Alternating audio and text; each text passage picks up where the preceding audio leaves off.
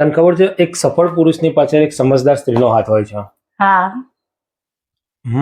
એટલે જ હું વિચારું કે હું સફળ કેમ થયો નથી હજી સુધી. બરાબર.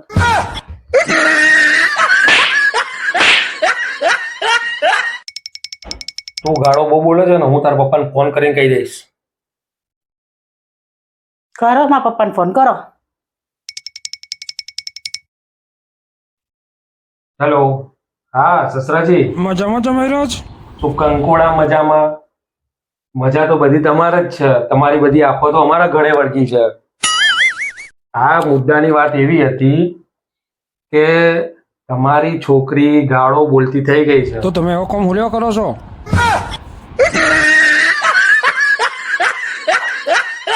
શું કીધું પપ્પાએ? કહો તો ખરા. આ બધાને તમારાથી શું તકલીફ છે? બધાને તો તકલીફ છે, પણ હવે શું થઈએ કે મને મારી બેનપણી અંજલિ કહે છે કે દર બીજા દિવસે તારો ઘરવાળો રજા પાડીને ઘરે બેસી રહે છે, તો એનું મન લાગે છે? પછી ત્યાં શું કીધું? તો મેં કીધું દઈ દે તારો નંબર. તો ક્યારે આપે છે નંબર મારો?